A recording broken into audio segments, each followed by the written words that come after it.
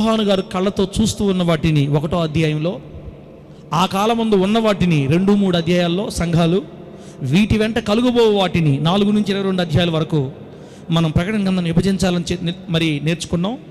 అలాగే ప్రకటన గ్రంథాన్ని అవగాహన చేసుకోవడానికి, ప్రకటన గ్రంథ అవగాహన పూర్తిగా మనకు రావాలంటే సార్వత్రిక సంఘాల చరిత్ర 1 నుంచి 3 అధ్యాయాలు, 7 ఏండ్ల శ్రమల చరిత్ర, 7 ఏళ్ళు ఈ భూమి మీద ఏం జరుగుతుందో ఆ విషయాలన్నీ 4 నుంచి 18 అధ్యాయాల వరకు, 2వ రాకడలో ప్రభు భూమి మీద దిగి వచ్చినప్పుడు జరగబోయే చరిత్ర 19-20 అధ్యాయాలు, 1000 ఏండ్ల పరిపాలన తర్వాత జరగబోయే నిత్యత్వాన్ని గురించిన వివరణలు 21-22 అధ్యాయాల్లో, సార్వత్రిక సంఘముల చరిత్ర, 7 ఏండ్ల శ్రమల చరిత్ర, 2వ రాకడ చరిత్ర, నిత్యత్వాన్ని గురించిన వివరణతో పాటు ఇవన్నీ కలగలిపి మనకు ప్రకటన గ్రంథంగా ఇవ్వబడ్డాయి. మనం ఇంతవరకు 4వ అధ్యాయం 1వ వచనంలోనే వచ్చాం. ఇప్పటిదాకా 3 అధ్యాయాలు పూర్తి చేసుకొని 4వ అధ్యాయంలోకి వచ్చాం. 4వ అధ్యాయంలో మొదటి 2 వచనాలు చదువుకుందాం ఇంకొకసారి మీకు గుర్తు కోసం. 4వ అధ్యాయం మొదటి 2 వచనాలు. ఈ సంగతులు జరిగిన తరువాత నేను చూడగా, అదిగో పరలోకమందు ఒక తలుపు తెరవబడి ఉండెను. మరియు నేను మొదట విన్న స్వరం బూరధ్వని వలె నాతో మాటలాడగా వింటిని. ఆ మాటలాడిన వాడు, ఇక్కడికి ఎక్కి రమ్ము, ఇక మీదట జరగవలసిన వాటిని నీకు కనపరిచెదను అనేను. ఈ వచనాన్నే గత 3 వారాలుగా చదువుకుంటున్నాం, ఏదో ఒక అంశాన్ని నేర్చుకుంటున్నాం. 2వ వచనంలోకి వెళ్ళామనుకోండి, నేను ఆత్మవశుడనైతిని, అంతటా పరలోకమందు ఒక సింహాసనం కనబడింది అంటాడు. ఆ సింహాసనం కనబడే సమయానికి ఈ 1వ వచనానికి 2వ వచనానికి మధ్య మనం చాలా పాయింట్లు తెలుసుకోవాలి. ప్రభు మనకు నేర్పిస్తున్నాడు. మిళ్ళరా, అదిగో పరలోకమందు ఒక తలుపు అన్నప్పుడే ప్రకటన గ్రంథంలోని 4 తలుపులు పరలోకం గురించి నేర్చుకున్నాం. ఆ తర్వాత ఇక్కడికి ఎక్కి రమ్ము అనగానే సంఘం ఎప్పుడు ఎత్తబడుతుంది, అంజూరపు చెట్టును కూర్చుని ఉపమానం, ఇలా రకరకాలుగా నేర్చుకుంటూ వచ్చాం. ఒక్కసారి మీ అందరి కోసం మొదటి నుండి మనం ఏమేమి ప్రసంగాలు ప్రకటన గ్రంథంలో నేర్చుకున్నామో గుర్తు చేసినప్పుడు మీకు కానీ గుర్తు వస్తే మీరు ధన్యులు, గుర్తు రాకపోతే ఇంకా ధన్యులు. అర్థమైంది? హల్లెలూయా అని చెప్పండి.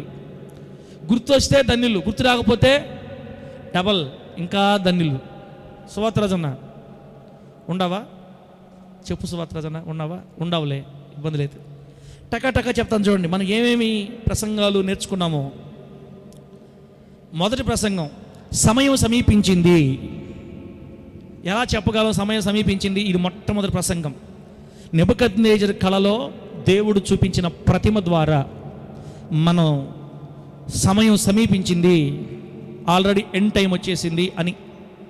తలేమో బబులోను సామ్రాజ్యం, భుజాలేమో మాదీయ పారసిక సామ్రాజ్యం. బిడ్లరా, నడుం కాడి నుంచి మోకాళ్ళ పైభాగం వరకేమో గ్రీకు సామ్రాజ్యం, మోకాళ్ళ కాడి నుంచి కింద చీలమండల పైభాగం ఉన్న ఇనుము భాగమేమో రోమా సామ్రాజ్యం. ఆ రోమా సామ్రాజ్యం తర్వాత కొంత మట్టి కొంత ఇనుముతో చేయబడిన పాదాలు, దశకూటమి, ఇంకా త్వరలో రాలేదు. ఈ విధంగా ఆల్రెడీ 10 దేశాలు ఆల్రెడీ ఒక మరి తీర్మానం చేసుకొని యూరోపియన్ ఐక్యరాజ్య సమితి ఏర్పాటు చేసుకో ఉన్నాయి. ఈ 10 దేశాల్లో నుంచి త్వరలో క్రీస్తు విరోధి వస్తాడని మనం దగ్గరగా వచ్చేసాం. రోమా సామ్రాజ్యం అయిపోయింది, గ్రీకు సామ్రాజ్యం అయిపోయింది, బబులోను సామ్రాజ్యం అయిపోయింది, అంతకుముందు అషూరు, ఐగుప్తు అన్నీ అయిపోయాయి. ఎండింగ్లో ఉన్నాం, సమయం సమీపించిందని తెలుసుకున్నాం. రెండో ప్రసంగం ఏంటంటే, యేసుక్రీస్తు మేఘారూఢుడై రాబోతున్నాడు. ఎప్పుడు?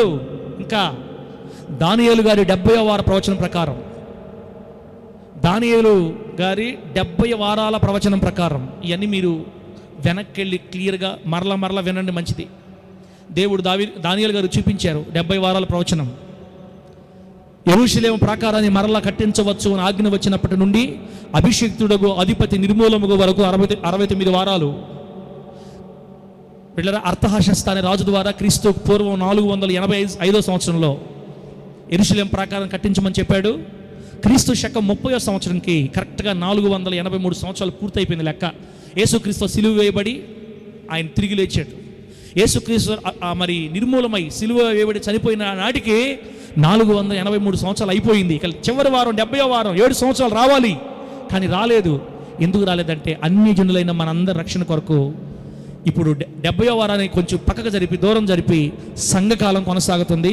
ఈ సంఘకాలం ఇప్పటికి 2000 సంవత్సరాలు అయిపోయింది.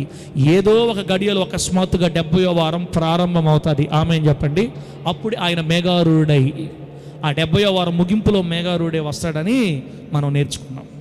నిజమేనయ్యా, గుర్తొస్తుంది అన్నవాళ్ళు హల్లెలూయా అని చెప్పండి గట్టిగా.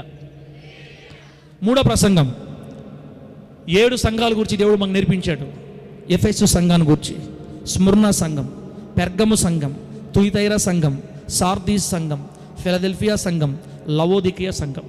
ఈ 7 సంఘాలలో ఉన్న ప్రజలు ఎట్లా ఉండేవారు, వాళ్ళలో ఉన్నటువంటి భక్తి ఎలా ఉంది, వాళ్ళలో ఉన్న అవిధేయత ఎలా, అన్నీ ఎలా ఉన్నాయో మనం ఎలా ఉండాలో నేర్పించాడు మనకి. ఆ తర్వాత అదొక 2, ఇదొక 7, 9 అయిపోయినాయి. 10వ ప్రసంగం నికోలాయితుల బోధ, బిలాము బోధ, యెజబేలు బోధ. ఇది 10వ ప్రసంగం. 11వది పరలోకము, దానిలో మరి పరలోకాన్ని గురించి, ప్రకటన గ్రంథంలో ఉన్న 4 తలుపులను గురించి 11వ ప్రసంగం విన్నాం. ఆ తర్వాత ఇప్పుడు 4వ అధ్యాయంలోకి వచ్చాం. 4వ అధ్యాయంలో యేసుక్రీస్తు వారు ఇక్కడికి ఎక్కి రమ్మని చెప్పగానే సంఘం ఎత్తబడుతుంది. ఎప్పుడు ఎత్తబడుతుంది సంఘం అంటే, ఇదిగో అంజూరపు చెట్టును గురించిన ఉపమానం దేవుడు మనకు చెప్పాడని దాని గురించి నేర్చుకున్నాం. ఆల్రెడీ అంజూరపు చెట్టు మరలా నేల మట్టుకి కొట్టివేయబడి మొద్దుగా, లేదా ఆ లోపల ఉండిపోయినటువంటి ఆ మొద్దు నుండి మరలా చిగురు పుట్టింది. అంజూరపు కొమ్మ లేతదై చిగురించినప్పుడు నేను సమీపంగా ఉన్నానని తెలుసుకోండి అని చెప్పాడు. 1948వ సంవత్సరం మే నెల 14వ తేదీ ఇజ్రాయెల్ దేశం మళ్ళీ ఆవిర్భవించి నేటికి 76 సంవత్సరాలు పూర్తయింది. త్వరలో రాబోతున్నాడు. దేవునికి స్తోత్రం కలుగునుగాక. చెప్పండి గట్టిగా హల్లెలూయా. ఆ తర్వాత 13వ ప్రసంగం సంఘం ఎప్పుడు ఎత్తబడుతుంది అని మళ్ళీ ప్రశ్న. ఇక్కడికి ఎక్కిరమ్ము, ఎప్పుడు ఎత్తబడద్ది? శ్రమల కాలానికి ముందా, శ్రమల కాలం మధ్యలోనా, శ్రమల కాలం తర్వాత? ఎప్పుడు ఎత్తబడితే ఏంది, ఓన్లీ నీతిమంతులు ఎత్తబడతారా అనే అంశాన్ని కూడా మనం నేర్చుకున్నాం. ఆ తర్వాత పోయిన వారం, అంతకుముందు వారం బైబిల్లో ఉన్నటువంటి 7 ర్యాప్చర్స్, 7 ర్యాప్చర్స్, ఎత్తబడడాల గురించి. ఎత్తబడటం అంటే కొత్త స్థలానికి కొనిపోబడటం. దేవుడు మనల్ని కొత్త స్థలాన్ని తీసుకొని వెళ్ళటం. మొదట ఎవరు ఎత్తబడ్డారు చెప్పండి, గుర్తుంటే? హనోకు ఎత్తబడ్డాడు, ఏలియా ఎత్తబడ్డాడు, ఆ తర్వాత మన ప్రభువైన యేసుక్రీస్తు వారు ఎత్తబడ్డారు. రేపు తర్వాత సంఘం మనం ఎత్తబడాలి. మళ్ళీ 2 సాక్షులు దిగొస్తారు. 144,000 మంది, లెక్కింపలేని గొప్ప ఇలా 7 స్థానాల్లో మనం అందరం ఎత్తబడబోతున్నాం అనే విషయాలు నేర్చుకున్నాం. 14 అయిపోయినాయి. ఈరోజు 15వ వర్తమానం. ఈరోజు 15వ వర్తమానాన్ని ప్రభు మనకు నేర్పించబోతున్నాడు. మీకు గుర్తు చేశాను అనుకుంటున్నాను బిడ్డలారా. ఈ 15వ వర్తమానాన్ని జాగ్రత్తగా గుర్తుపెట్టుకోండి. చదివినటువంటి 4వ అధ్యాయం మొదటి 2 వచనాల్లో ఒక మాట. ఆ మాట ఏంటంటే, ఇక మీదట జరగవలసిన వాటిని నీకు కనుపరచెదను. ప్రకటన గ్రంథం 4వ అధ్యాయం 2వ వచనంలో ఇక మీదట జరగవలసిన వాటిని నీకు కనపరుస్తాను. ఈ 1వ వచనానికి 2వ వచనానికి మధ్య మనం చాలా పాయింట్లు నేర్చుకోవాలి. ప్రకటన గ్రంథం లాస్య పైకి 1వ వచనానికి 2వ వచనం మధ్య చాలా తెలుసుకోవాలి బిడ్డలారా. హిందీ సినిమాని, ఇంగ్లీష్ సినిమాని చూసేటప్పుడు ఎట్లా చూస్తారో, అతను ఏం మాట్లాడుతున్నాడో మనకు తెలియట్లేదు అన్నట్టు వదిలేస్తారు చూడండి. హిందీ సినిమా, ఇంగ్లీష్ సినిమా అంటే మీరు అసలు సినిమా గురించి మా దగ్గర చెప్పొద్దు, మాకు సినిమాలే తెలియదు అని చూస్తున్నారు మీరు. అమ్మా అబ్బా, అలా ఉంటే దేవుడు మిమ్మల్ని దీవించును గాక. రేపు న్యాయసింహాసన తీర్పులో బహుమానాలన్నీ మీకే. కాస్త తెలుగులోనే చెప్తున్నాను వినండి. 1వ వచనానికి 2వ వచనం మధ్య మనం చాలా విషయాలు తెలుసుకోవాలి. ఇక మీదట జరగబోయే వాటిని ప్రభు మనకు తెలియజేస్తున్నాడు. ఈరోజు ఆ ఇక మీదట జరగబోయేది ఏంటో తెలుసా? తీర్పులను గురించి వివరంగా ఈరోజు మనకి నేర్పించాలని కోరుకుంటున్నాడు. అంశం పేరేంటంటే బైబిల్లోని 7 తీర్పులు. చెప్పండి, బైబిల్లో ఎన్ని తీర్పులు ఉన్నాయి? 7 తీర్పులు. అంతకుముందు వారం ప్రకటన గ్రంథంలోని 7 ర్యాప్చర్స్, సంఘం ఎత్తబట్టాలి ఎన్ని రకాలు. కానీ ఈరోజు ఇక మీద జరగబోయే వాటిని మనం తెలుసుకోవాలి. అవి బైబిల్ గ్రంథం అంతా మనకు ఘోషించి చెప్తున్నటువంటి 7 తీర్పులు. 7 తీర్పులను గురించి నేర్చుకొని మనం పరలోకంకి వెళ్దాం. ఇప్పుడు 4వ అధ్యాయం కింద తర్వాత వెళ్దాం. ఎప్పుడు తీసుకెళ్తే అప్పుడు వెళ్దాం. లోతుకు పోయే కొలది చాలా విషయాలు నేర్చుకోవాలనిపిస్తుంది. బిడ్డలారా, దేవుడు ఇంకా ఇంకా మనకు ముందు ఏమి నేర్పిస్తాడు. ఈరోజు మాత్రం బైబిల్ గ్రంథంలో దేవుడు నిక్షిప్తం చేసిన భూలోకంలో కానీ పరలోకంలో కానీ జరగబోయేటటువంటి 7 తీర్పులు, సప్త తీర్పులు అంటారు తెలుగులో. సప్త తీర్పులు, బైబిల్లోని సప్త తీర్పులు, 7 తీర్పుల గురించి పరిశుద్ధాత్మ మాకు నేర్పించాలని ఆశిస్తున్నాడు. చాలా జాగ్రత్తగా ఆ 7 తీర్పుల గురించి ధ్యానం చేసి నేర్చుకుందాం. పిల్లరా, అసలు తీర్పు అనే మాట బైబిల్లో ఉందా? తీర్పులు జరగబోతున్నాయి. న్యాయాధిపతిగా మన ప్రభువైన యేసయ్య మనల్ని తీర్పు తీర్చబోతున్నాడు. అసలు బైబిల్ గ్రంథంలో ఎన్ని తీర్పులు జరిగాయి, ఎన్ని తీర్పులు జరగాలి, అసలు తీర్పులు అనేవి మనకు ఉన్నాయా లేవా? తీర్పు అనగానే మనకు గుర్తొచ్చేది భూలోకంలో మనకు ఉన్నటువంటి కోర్టుల వ్యవస్థ ఉందా లేదన్నా? మనకి ఉంది. ఏదైనా సమస్య వచ్చిందంటే, ఏదైనా కేసు పడిందంటే మనల్ని కోర్టుకి వేస్తారు. కోర్టులో వేస్తే ఈ కోర్టులోకి వెళ్ళి మనం వాదించుకోవాలి, వాదోపవాదాలు. మీకు తెలుసా, పరలోకంలో ఉన్న వాటిని ఛాయగా దేవుడు భూలోకంలో పెట్టాడు. ఆమె చెప్పండి గట్టిగా. భూలోకంలో మనం చూస్తున్న ప్రతి వ్యవస్థ పరలోకంలో చూస్తాం రేపు. ఇది ఛాయ, అక్కడ ఒరిజినల్ ఉంది. జడ్జి, లాయర్లు ఏమో మన పక్షాన రేపు లాయర్లు వాదించినా మనం ఆశ్చర్యపోవాల్సిన అవసరం లే. భూలోకంలో మనం చేసే భక్తిని బట్టి మనకు అక్కడ మన పక్షాన లాయర్లు వాదిస్తారు. నువ్వు చూసి లాయర్లే అనబాకండి అనుకుంటున్నా. ఇప్పుడు ఇక్కడ ఉండేదంతా నీడ, ఆడ ఒరిజినల్ ఉంది. పరలోకంలో తీర్పులు జరగబోతున్నాయి, భూలోకంలో కొన్ని తీర్పులు జరుగుతాయి. అసలు తీర్పులు అనే మాట గురించి బైబిల్లో ఏమైనా రాశాడా? యేసుక్రీస్తు ఒక మాట చెప్పారండి మనకి. ఎప్పుడు కూడా మీరు ఒక్కరి మాట వినొద్దు, 2-3 సాక్షుల మాట వింటేనే కానీ ఒక విషయాన్ని మీరు రూఢిపరచుకోండి. ఒక వ్యక్తి మీద ఎవరైనా మనకు అబద్ధాలు చెప్పారో నిజం చెప్పారో ఒక్క వ్యక్తి చెబితే నమ్మేయకూడదు. మనం కనీసం ఎంతమంది చెప్పాలా? 2 కానీ 3 కానీ. 2-3 సాక్షుల నోట ఒక మాటని మనం రూఢిపరచుకోవాలంట. అసలు చెప్పుడు మాటలు వినొద్దని దేవుని వాక్యం చెప్పింది. చెప్పుడు మాటలు కానీ మనం విన్నామంటే మన ఇంట్లో పనిచేసే మనిషే మనం దూషిస్తుందంట. అది నేను కాదు, ప్రసంగి గ్రంథంలో దైవజనుడు సొలొమోను గారు రాస్తారు. చెప్పుడు మాటలు వినే వాళ్ళకు జీవితాలు చాలా ఇబ్బందులు పాలవుతాయి. కాబట్టి 2-3 సాక్షులు కావాలి. అసలు తీర్పుల గురించి బైబిల్లో ఏమైనా ఉందా?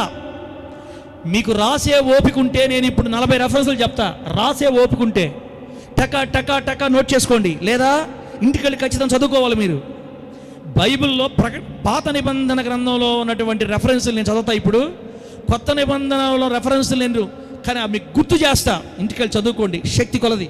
మనకి 2-3 ఉంటే చాలు, 2-3 రెఫరెన్స్ ఉంటే చాలు. దేవుడు ఎన్ని రెఫరెన్సులు రాయించాడో అంటే తీర్పు అనేది ఎంత ఖచ్చితమైందో, రేపు మనందరం దేవుని ఎదురు నిలబడాలన్న సంగతి ఎంత వాస్తవమైందో చూడండి. ఆదికాండం 18వ అధ్యాయం 25వ వచనం.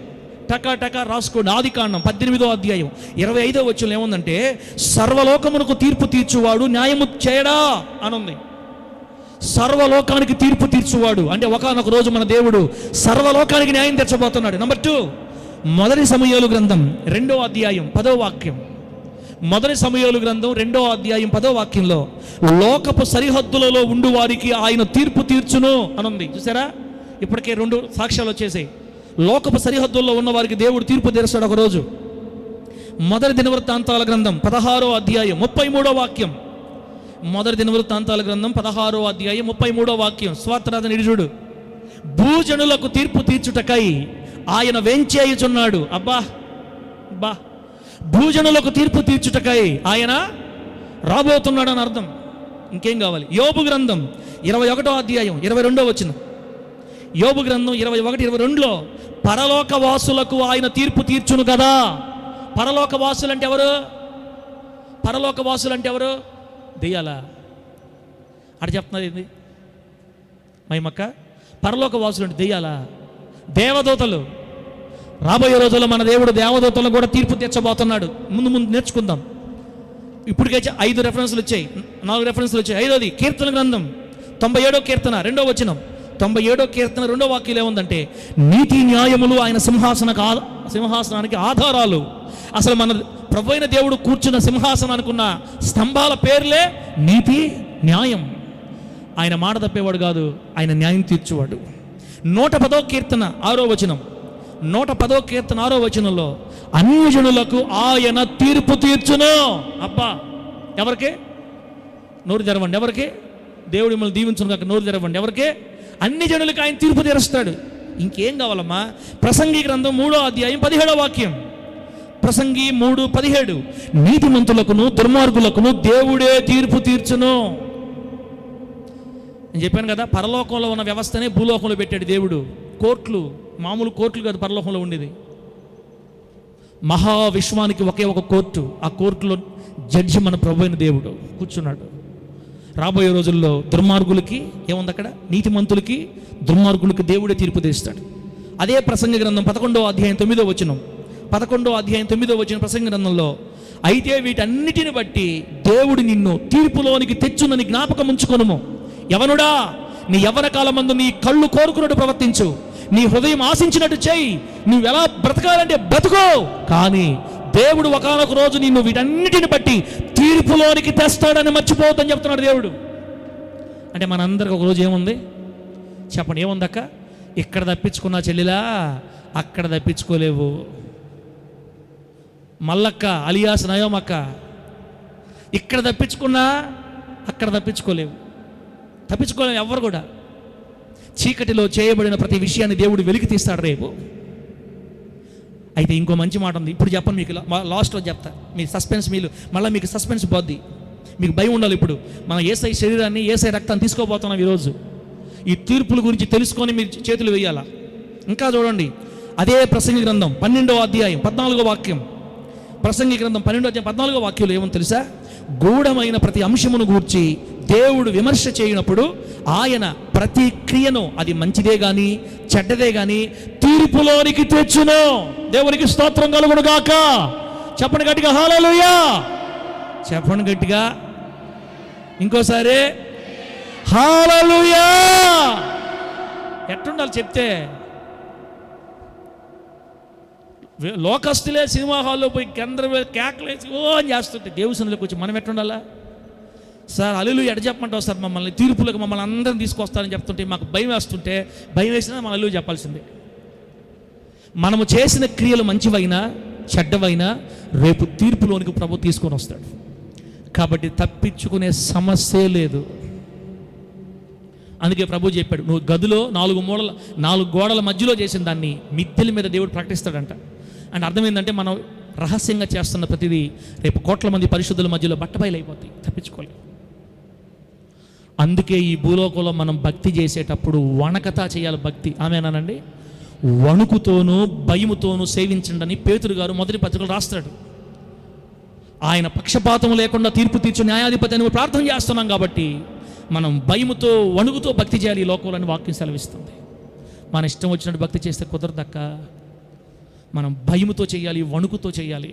బిడ్డలారా, ఇప్పటికైనా మీకు తీర్పు ఉందని నమ్ముతున్నారా, నమ్మట్లేదా చెప్పండి? ఉంది అంటాడు మా అన్న దేవుడు దీవించిన దాకా. అంటే ఆయన ఒకడే చెప్తాడు, మీరు ఇప్పటికీ నమ్మకం సార్ అంటారా? మీకోసమే రాసుకొని వచ్చా, మిమ్మల్ని నమ్మించాలి ఎట్లాగైనా. ఇప్పుడు నేను 10వ రెఫరెన్స్ చెప్తున్నా. యెషయా గ్రంథం 30వ అధ్యాయం 18వ వాక్యం. యెషయా గ్రంథం 30వ అధ్యాయం 18వ వాక్యం ఏముందంటే, యెహోవా న్యాయము తీర్చు దేవుడు. దేవునికి స్తోత్రం కలుగును గాక. యెహోవా న్యాయము తీర్చు దేవుడు. యోవేలు గ్రంథం 3వ అధ్యాయం 12 నుంచి 14 వచ్చిన చదివితే, యోవేలు గ్రంథం 3వ అధ్యాయం 12 నుంచి 14 చదివితే, నలుదిక్కులనున్న అన్యజనులకు తీర్పు తీర్చుటకై నేను యెహోషాపాతు లోయలో ఆసీనుడనగుదును. దేవునికి స్తోత్రం కలుగును గాక. యెహోషాపాతు లోయలో దేవుడు కూర్చుంటాడంట సింహాసనం మీద. అన్ని జనులకి న్యాయం తీర్చడానికి యెహోషాపాతు లోయలో జరిగే తీర్పు ఏ తీర్పు అది? మనం స్టార్టింగ్లో చెప్పుకున్నాం 3 తీర్పులు. మహిమగల సింహాసనపు తీర్పు, అన్ని జనులకి యూదులకి జరగబోయే తీర్పు అని చెప్పాను మొదట్లో. ప్రకటన గ్రంథం అక్కడి నుంచే మనకు స్టార్ట్ అయ్యింది. ఈ మహిమగల సింహాసనపు తీర్పులో దేవుడు యెహోషాపాతు లోయలో సింహాసనం కూర్చుంటే ఆయన ముందున్న అన్ని జనులకు దేవుడు తీర్పు తెస్తాడంట. కాబట్టి ఎవరు తప్పించుకోలేరు. అన్ని జనులు తప్పించుకోలేరు, యూదులు తప్పించుకోలేరు, మనం తప్పించుకోలేము, క్రైస్తవులు అందరూ తప్పించుకోలేరమ్మా. లాస్ట్ పాత నిబంధనలో లాస్ట్ రెఫరెన్స్ అంటే చాలా ఉన్నాయి, నేను కొన్ని రాసుకొని వచ్చాను. మీకా గ్రంథం 4వ అధ్యాయం 3వ వచనంలో, మీకా గ్రంథం 4వ అధ్యాయం 3వ వచనంలో, ఆయన మధ్యవర్తి అయి అనేక జనములకు న్యాయము తీర్చును, దూరమున నివసించు బలము గల అన్యులకు తీర్పు తీర్చును. మన దేవుడు తీర్పు తీరుస్తాడు, తీర్పు చేయబోతున్నాడు, తీర్పు తీర్చబోతున్నాడు అని పదే పదే పదే పదే కొన్ని వందల సార్లు బైబిల్ గ్రంథంలో ఆయన తీర్పును గురించి రాయబడితే నీకు భయం కలగట్లేదా? నేను ఒకానొక రోజు నా ప్రభు ముందు నిలబడాలి. ఒకానొక రోజు నా భక్తి జీవితాన్ని గూర్చి, నా అంతరంగ జీవితాన్ని గూర్చి ప్రతిదీ తేటతలమవుతుంది. అప్పుడు నేను ఎంత అవమానంగా తలదించుకోవాలి. అయ్యా ఎలా తప్పించుకోవాలి? అయ్యా నాకేం ఆప్షన్ లేదా? నేను చేసిన కార్యాలన్నీ బయటపడకుండా మర్మంగానే ఉండిపోయే మార్గం ఏమి లేదా అని మన బాధ. ఇప్పుడు ప్రస్తుతానికైతే మనం చదివిన రెఫరెన్స్ల ప్రకారం మనకు ఆప్షన్ లేదు. మనం చేసిన క్రియలు అవి మంచివైనా సరే చెడ్డవైనా సరే విమర్శ చేయనప్పుడు వాటిని దేవుడు తీర్పులో తీసుకొని వస్తాడు.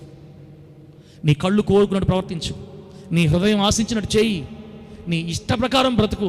సినిమా చూడాలనిపించిందా చూడు, అపవిత్రంగా బతకాలనిపించిందా బ్రతుకు, తాగాలనిపించిందా తాగు, తిరగాలనిపించిందా తిరుగు. కానీ దేవుడు ఒకరోజు వీటన్నిటిని బట్టి నిన్ను తీర్పులోనికి తెచ్చడానికి మర్చిపోవద్దు. దేవుని బిడ్డలారా, ఇవి పాత నిబంధన రెఫరెన్స్లు. కొత్త నిబంధనలోకి వెళ్ళామంటే ఇంచుమించుగా 18 రెఫరెన్స్లు ఉన్నాయి. 18 రెఫరెన్స్లు ఉన్నాయి. బిడ్డలారా, టైం అయిపోతుంది కాబట్టి నేను ఇంకా ఆపుతాను. మత్తయి సువార్త 12వ అధ్యాయం 36 నుంచి 37 వచనాల వరకు, యోహాను సువార్త 3:18, యోహాను సువార్త 5:22, అపోస్తుల కార్యాలు 10:42, అపోస్తుల కార్యాలు 17:31, రోమా 2:16, రోమాపత్రిక 3:5-6, రోమాపత్రిక 14:10 వచనం, 1 కొరింథీ 4:5, 1 కొరింథీ 6:2, 1 కొరింథీ 11:31. ఇలా చూసుకుంటా పోతే ఇంచుమించుగా నేను మీకు చూపించిన 40 రెఫరెన్స్లు తీర్పు జరగబోతుందని. ఇప్పుడు చెప్పండి, దేవుడు మనకు తీర్పు తీరుస్తాడా? తీరుస్తాడు. 2-3 సాక్షుల మీదనే ఒక మాటను రూఢిపరచమంటే బైబిల్ గ్రంథంలో ఇన్నిసార్లు వేరు సేవకుల చేత, ఆదికాండం రాసింది మోషే, పత్రికలు రాసింది వేరే వాళ్ళు, ఇంచుమించు 40 మంది ప్రవక్తలు 1500 సంవత్సరాల కాలంలో బైబిల్ గ్రంథాన్ని పరిశుద్ధాత్మ దేవుడి ప్రేరేపణతో రాశారు. 40 మంది ప్రవక్తలు వేరు కాలంలో తీర్పులు జరుగుతాయని రాస్తే నమ్మవా? తప్పించుకోలేవక్క అన్నా, తప్పించుకోలేవు. ప్రభు దగ్గర మనం ఖచ్చితంగా తల వంచాలి. రేపు సిగ్గుపడిపోతాం. మనకు తెలిసిన వేలాది మంది పరిశుద్ధుల మధ్య మన రహస్య పాపాలు బయటకు లాగుతుంటే దేవుడు తట్టుకోగలుగుతావా? విను, ఇంకా విను. ఈరోజే మనం కడుక్కోవాలి. ప్రభు సన్నిధిలో కడగబడి యేసయ్య శరీరాన్ని తీసుకోవాలి, పాప క్షమాపణ గుర్తుగా. బిడ్డలారా, ముందుకెళ్దాం. ఇన్ని లేఖన ఆధారాలు గొంతెత్తి తీర్పు జరగబోతుందని చెప్తుంటే నిశ్చయంగా ఈరోజు మనం నమ్మి జాగ్రత్త పరులమై వణుకుతో భయముతో దేవుని సేవిస్తూ, బిడ్డలారా, బైబిల్లో జరిగిన 7 తీర్పుల గురించి ధ్యానంలో మనం ముందుకెళదాం. దేవుడి మాటలు మనకు ఆశీర్వాదకరంగా మార్చి వర్ధిల్ల చేయును గాక. గట్టిగా చెప్పండి హల్లెలూయా. ఈరోజు అంశం పేరేం పేరక్క? బైబిల్లోని 7 తీర్పులు. కొన్ని జరిగిపోయాయి, కొన్ని జరగాలి. బైబిల్లోని 7 ర్యాప్చర్స్ ఎలా కొన్ని జరిగిపోయాయి, కొన్ని జరగాలో, తీర్పులు కూడా కొన్ని జరిగిపోయాయి, కొన్ని జరగాలి. చూద్దాం ఒక్కొక్కటి. నెంబర్ 1, మొదటి తీర్పు. బైబిల్లో మనం తెలుసుకోవాల్సిన మొట్టమొదటి తీర్పు. ఆ మొదటి తీర్పుని ఏమంటారంటే సిలువపై యేసయ్యకు జరిగిన తీర్పు. సిలువపై యేసయ్యకు జరిగిన తీర్పు మొదటి తీర్పు ఇది. మన ప్రభు అయిన దేవుడు సిలువ మీద మన ప్రభు అయిన యేసయ్యకి తీర్చిన తీర్పు. సిలువపై యేసు తీర్పు అని రాసుకోండి. సిలువపై యేసు తీర్పు. ఈ సిలువ మీద యేసుక్రీస్తు వారు తీర్పు నొందుతాడని యెషయా గ్రంథం 53:8 వచనంలో, క్రీస్తుకు పూర్వం 750 సంవత్సరంలో దైవజనుడైన ప్రవక్త అయిన యెషయా గారి ద్వారా దేవుడు ప్రవచనం రాయించాడు. యేసుక్రీస్తు వారు రాకకి 700 సంవత్సరాల పూర్వమే సిలువ మీద ఆయన తీర్పు నొందుతాడని, మన అందరి దోషముల శిక్ష ఆయన భరించి అన్యాయపు తీర్పు నొందుతాడని బైబిల్ చెప్తుంది. అంటే ఆల్రెడీ ఈ తీర్పు జరిగిపోయింది గతంలో. దేవునికి స్తోత్రం కలుగును గాక. ఏ తీర్పు ఇది? సిలువలో యేసయ్య పొందిన తీర్పు. సిలువలో యేసయ్యకు జరిగిన తీర్పు. బిడ్డలారా, నేను చెప్పిన పని టకటక రాసుకోండి. ఈ తీర్పు జరిగిన స్థలం ఎక్కడంటే, ఈ తీర్పు జరిగిన స్థలం ఎక్కడంటే భూమి మీద యెరూషలేములో కలువరి కొండ మీద ఈ తీర్పు జరిగింది. ఎందుకంటే నేను స్థలాలు ఎందుకు చెప్తున్నానంటే, స్థలం చెప్తాను, సమయం చెప్తాను, ఆ తీర్పు జరగడం వల్ల మనకి ఏం మేలు జరిగిందో, ఏం జరగబోతుందో చెప్తా. బిడ్డలారా, ఇప్పుడు యేసుక్రీస్తు వారికి సిలువలో దేవుడు విధించిన తీర్పు వల్ల మనకేం జరిగిందో నేర్చుకుందాం. ఈ తీర్పు జరిగిన స్థలం భూమి మీద యెరూషలేములో కలువరి కొండ మీద జరిగింది. సమయం ఇప్పుడు 2000 సంవత్సరాల క్రితం ఒకే ఒక్క రోజులో ఈ తీర్పు జరిగిపోయింది. 2000 సంవత్సరాల క్రితం ఒకే ఒక్క రోజులో ఈ తీర్పు జరిగింది బిడ్డలారా. క్రీస్తు శకం 26 నుంచి 30 సంవత్సరాల లోపు ఈ తీర్పు జరిగింది. మొదటి శతాబ్దంలో ఈ తీర్పు వల్ల తీర్పు ఫలితం అని రాసుకోండి. తీర్పు ఫలితం ఏంటంటే, యేసయ్య ఈ తీర్పులో మరణించడం వలన పాపికి రక్షణ, మరియు ఆ రక్షించబడిన పాపికి నిత్య జీవము దొరికింది ఈ తీర్పు వల్ల. దేవునికి స్తోత్రం కలుగునుగాక. సిలువలో యేసు పొందిన శిక్ష, సిలువలో మన ప్రభు అయిన యేసయ్య పొందిన ఈ అన్యాయపు తీర్పు వలన పాపికి రక్షణ దొరికింది. రక్షించబడిన పాపి నిత్య జీవానికి వారసుడై పాపం వల్ల వచ్చే జీతమైన అగ్నిగుండాన్ని తప్పించుకున్నాడు. పాపిని అగ్నిగుండము నుంచి తప్పించి నిత్య జీవానికి చేర్చడానికి అవసరమైంది ఈ తీర్పు. అందుకే ఇది అన్యాయపు తీర్పు. మన పాప భారాన్ని ఆయన మోసి, మనకు రావాల్సిన శిక్షను ఆయన భరించి, పెనాల్టీ ఆయన కట్టి, మనకు విడుదల ప్రసాదించి, సాతాను చేతి నుండి, నిత్యాగ్ని నుండి తప్పించి మనకు పరలోకాన్ని ప్రసాదించడం కొరకే పాపుల రక్షకునిగా భూమి మీదకి దిగి వచ్చిన దేవాతి దేవుడు కలువరి కొండపై మొట్టమొదటి తీర్పుకు గురయ్యాడు. అది అన్యాయపు తీర్పు, అది న్యాయమైన తీర్పు కదండి. సార్ మీరేదో బైబిల్లో 7 తీర్పులు అన్నారన్నా, 7 తీర్పులు అని చెప్పి ముందు యేసయ్య తీర్పు అంటున్నామేంది? ఇది కూడా తీర్పే, బైబిల్లో జరిగిన తీర్పు. బిడ్డలారా, యేసుక్రీస్తు వారిని 5 కోర్టుల్లో తిప్పారు. 5 కోర్టుల్లో మొట్టమొదటిగా యేసుక్రీస్తు వారిని ప్రధాన యాజకునికి మామయ్య అయిన అన్న అనే వ్యక్తి దగ్గర తీసుకెళ్లారు. ఫస్ట్ అక్కడ ఆయన ఏదో కొన్ని మాటలు అడిగాడు. మళ్ళీ అక్కడి నుంచి ప్రధాన యాజకుడైన కయప దగ్గర తీసుకెళ్లారు. 2 ఆయన దగ్గర కొంత మాట్లాడారు. మళ్ళీ అక్కడి నుంచి 75 మందితో కూడిన సన్హెడ్రిన్ సభ ఎద్దకు తీసుకెళ్లారు. అది 3వది. అక్కడ మరలా తీర్పు పరిష్కారం కాక అక్కడ నుండి పిలాతు దగ్గర తీసుకెళ్లారు. 4వది. పిలాతు మాట్లాడుతున్నప్పుడు అతను గలిలయవాడని, యేసు గలిలయకి చెందినవాడని విని, గలిలయ అయితే హేరోదు దగ్గరికి వెళ్ళాలని బిడ్డలారా 5వది హేరోదు దగ్గర పంపిస్తే, హేరోదు మాట్లాడి ఇతనిలో నాకు మరణానికి తగిన కారణం ఏమీ కనబడట్లేదే అని మాట్లాడి మరల తిరిగి పిలాతు దగ్గరికే పంపించేశాడు. అప్పుడు 6వసారి చివరిగా పిలాతు యేసుక్రీస్తు వారికి సిలువ శిక్షను ఖరారు చేశాడు అనమాట. 5 కోర్టుల్లో మన ప్రభు అయిన యేసయ్య అన్యాయపు తీర్పునుంది. ఆయన మీద అన్ని అబద్ధ సాక్ష్యాలు. దేవాలయాన్ని పడగొడితే 3 రోజుల్లో కడతానన్నాడు, దౌర్భాగ్యుడు అన్నారు. అదేమన్నా శిక్ష? అదేమన్నా కేసా? మనందరి పాపాన్ని ఆయన మీద వేసుకొని మన కొరకు వెల చెల్లించి, బిడ్డ ఈరోజు యేసయ్య తీర్పును అందకపోయి ఉండుంటే అసలు మనకు రక్షణే ఉండేది కాదు. మన రక్షణకి కారణం మన ప్రభు అయిన యేసయ్య తీర్పును అందటం. ఆమేనానండి. ఆ ఒక్క సిలువ తీర్పు ప్రపంచ చరిత్రను మార్చేసింది యేసు నామంలో. ఆ సిలువ తీర్పు వల్ల సాతానుగాడ తల చితగ్గొట్టబడింది. ఆమేనానన్న గట్టిగా. పాపపు ముళ్ళు విరిగిపోయింది, మరణపు ముళ్ళు విరిగిపోయింది. వాడి కబంధ హస్తాల్లో చిక్కుకుపోయిన మానవుడు విడుదల పొంది నీతిమంతులుగా మార్చబడగలుగుతున్నాడు సిలువ తీర్పు వల్ల. ఇది యేసయ్యకు జరిగిన అన్యాయపు తీర్పు. ఇది మొదటి తీర్పు బిడ్డలారా, ఇది మొదటి తీర్పు. ఈ తీర్పు ఫలితమే నీవు నేను పరలోకం వెళుతున్నాం. ఈ తీర్పు ఫలితమే నీకు నాకు రక్షణ దొరికింది. ఈ తీర్పు ఫలితమే ఈరోజు మనం పరిశుద్ధులుగా పేరు తెచ్చుకున్నాం. ఈ తీర్పు ఫలితమే మన మీద ఉన్న పాపం కొట్టివేయబడింది. ఎంత గొప్ప తీర్పు!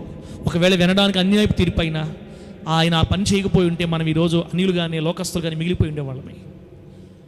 అన్యాయపు తీర్పు అని పేరు పెట్టుకున్న సాతాను మీద జయం వచ్చింది. ఎంత ప్రేమించాలి యేసయ్యను మనం, ఎంత ప్రేమించాలి బిడ్డలారా. 2వ తీర్పు దగ్గరికి వెళ్ళిపోతాం. 2వ తీర్పు బైబిల్లోని 7 తీర్పుల్లో 2వ తీర్పు దగ్గరికి వెళదాం. అది ఎక్కడ రాయబడిందంటే బిడ్డలారా, 1 కొరింథీ పత్రిక 11వ అధ్యాయం 28వ వచనంలో ఉందన్నమాట. చదవాల్సిన అవసరం లేదు. ఈ 2వ తీర్పుని ఏమంటారంటే నమ్మిన వారి స్వతీర్పు అని రాసుకోండి. నమ్మిన వారి స్వతీర్పు, ఇది 2వ తీర్పు. అంటే ఎప్పుడైతే మనం యేసుక్రీస్తు వారిని నమ్మి, యేసును సొంత రక్షకుని అంగీకరించి, ఆయన వాక్యం చేత ఆకర్షించబడి, యేసే నిజదేవుడని ఎరిగి, మన పాపముల క్షమాపణ కొరకు బాప్తిస్మం పొంది క్రైస్తవునిగా మార్పు చెంది సంఘములో చేర్చబడతామో మనల్ని ఏమంటారు తెలుసా? నమ్మినవారు అంటారు మనల్ని. ఆమేనన్న గట్టిగా. ఎవరంటారు? నమ్మినవారు, యేసును నమ్మినవారు, యేసును అంగీకరించిన వారు, క్రైస్తవులైన వారు, క్రైస్తవ్యాన్ని స్వీకరించిన వారు అంటారు. ఎప్పుడైతే మనం నమ్మేమో, నమ్మిన మనం ఏం చేయాలి తెలుసా? స్వతీర్పు చేసుకుంటా ఉండాలా. ఎప్పుడు? ఇప్పుడు తీర్పు జరిగే స్థలం అని రాసుకున్నాం కదా. తీర్పు జరిగే స్థలం ఎక్కడ? భూమి మీదే. ఇంకా చెప్పాలంటే గదిలో, ఇంకా చెప్పాలంటే హృదయంలో, ఇంకా చెప్పాలంటే ప్రభు సన్నిధిలో. ఎప్పుడు? ఎల్లప్పుడూ తీర్పు జరిగే సమయం ఇది. రోజు జరగాలి, ఎప్పుడు జరుగుతుండాలి, ఎల్లప్పుడు జరగాలి. బ్రతికినంత కాలం ఈ తీర్పు జరుగుతూనే ఉండాలి. ఎక్కడ? నీ గుండెల్లో. నువ్వు ఒకసారి మారు మనసు పొందావు, కడగబడ్డావు, క్షమించబడ్డావు, తీర్పులో యేసయ్య తీర్పు వల్ల నీకు రక్షణ దొరికింది. ఇప్పుడు నమ్మిన మనం ఏం చేయాలంటే ఎప్పటికప్పుడు మనం స్వతీర్పు చేసుకుంటూ ఉండాలి. మనకు మనమే తీర్పు తీర్చుకోవాలి. ఈరోజు నేను దేవునికి వ్యతిరేకంగా ఏదైనా చేశానా? ఈరోజు దేవునికి వ్యతిరేకంగా నేను ఏదైనా మాట్లాడానా? నా ప్రభువుని గాయపరిచే కార్యాలు ఏవైనా చేశానా? మంచము దగ్గర మోకాళ్ళు వంచి మొత్తం కడుక్కొని పడుకోవాలి. ఆమేనన్న గట్టిగా. పేర పెట్టుకుంటే మనకే నష్టం. పేర పెట్టుకోకూడదు. ఇల్లు రోజు జిమ్మాలా, వారంకోసారి జిమ్మాలా? రేపు కుమారి చెల్లెలు చెప్తాడు, నీరసంగా ఉంది సార్, జ్వరంతో బాధపడుతుంటే నువ్వు రోజు చీపర కట్టంట వేస్తాను.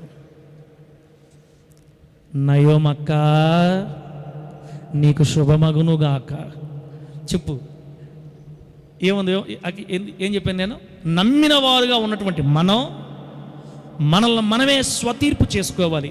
ఆ 11వ అధ్యాయంలో పౌలు గారు ఏం చెప్తారంటే, దేవుని శరీరం, దేవుని రక్తం దగ్గరకు వచ్చేటప్పుడు మిమ్మల్ని మీరు పరీక్షించుకొని యోగ్యముగా ఉంటేనే రావాలని చెప్తాడు అనమాట.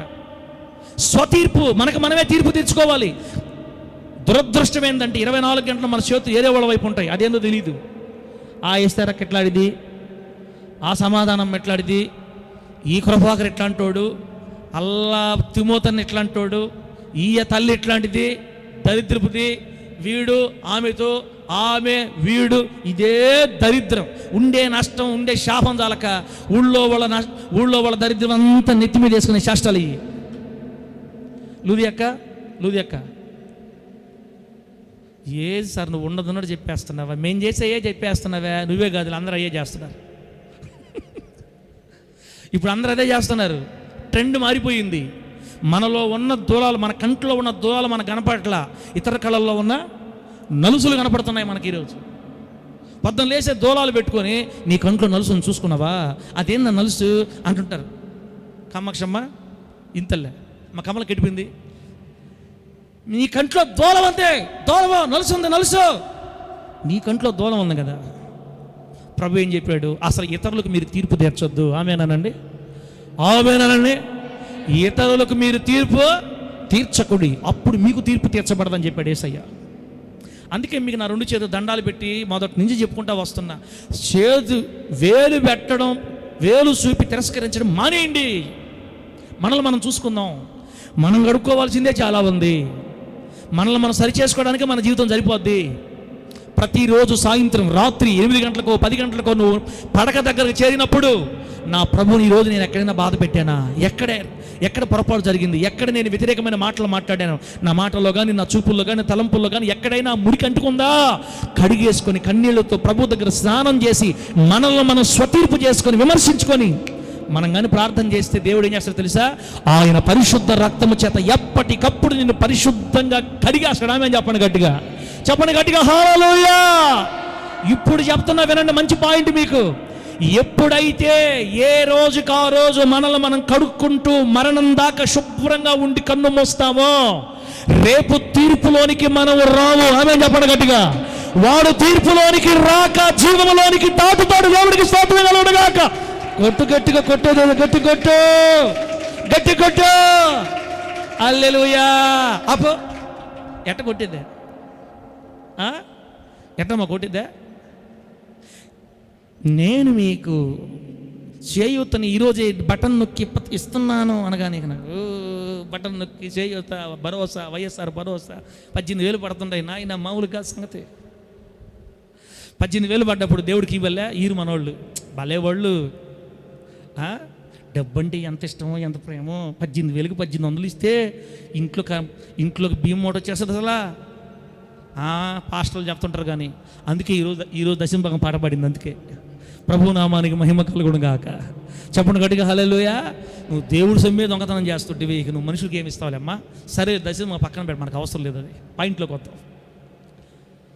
ఏ రోజుకు ఆ రోజు నువ్వు స్నానం చేయాలక్క అంటే నీ తండ్రికి నీకు మధ్య ఇక ఏ సీక్రెట్ ఉండకూడదు.